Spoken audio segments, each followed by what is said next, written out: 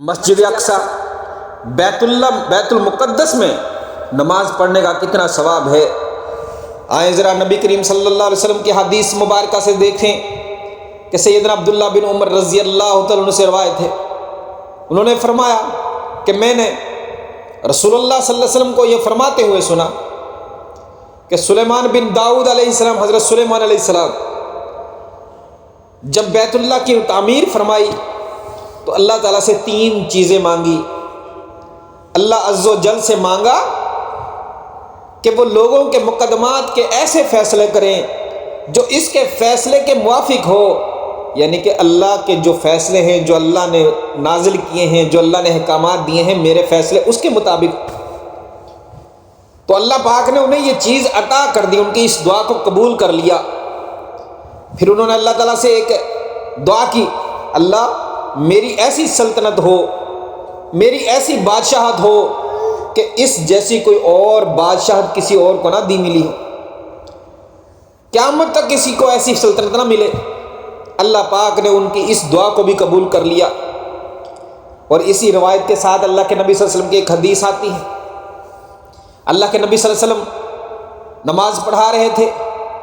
نماز کے دوران آپ نے چند قدم آگے بڑھے اور پھر صحابہ کرام حیران تھے۔ نماز سے فارغ ہونے کے بعد فرمایا اللہ کے نبی صلی اللہ علیہ وسلم، آج آپ نے حسب خلاف معمول کام کیا ہے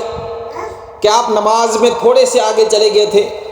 تو اللہ کے نبی صلی اللہ علیہ وسلم نے فرمایا، ہاں میرے سامنے ایک جن آ گیا تھا، میں نے اس جن کو کنٹرول کر لیا، قبض اپنے کنٹرول میں لے لیا، اسے پکڑ لیا تھا، لیکن پھر مجھے سلیمان بن داؤد علیہ السلام کی 2 دعا یاد آ گئی جو انہوں نے اللہ سے کی تھی کہ اللہ ایسی سلطنت جیسی بادشاہت مجھے تو نے عطا کی ہے، اللہ کسی اور کو نہ دینا۔ تو اس لیے میں نے اس کو چھوڑ دیا، کیونکہ اگر وہ میرے کنٹرول میں آ جاتا تو سلیمان علیہ السلام کا جو سلیمان علیہ السلام کی حکومت تھی جنوں کی، اس میں بھی شامل ہو جاتا۔ میں نے اس جن کو چھوڑ دیا کہ سلیمان علیہ السلام کی اللہ سے جو دعا تھی وہ پوری رہی۔ فرمایا اور جس وقت وہ مسجد کی تعمیر سے فارغ ہوئے تو انہوں نے اللہ تعالیٰ سے دعا کی، یا اللہ جو کوئی تیرا بندہ، جو کوئی ایمان والا اس مسجد بیت المقدس میں صرف نماز کے لیے آئے، اس کی نیت نماز کے لیے ہو، اس کے خلوص دل کے ساتھ جو نیت ہو وہ نماز کے لیے ہو، کسی اور ارادے سے نہ آئے، اور وہ اس کے اندر نماز ادا کرے،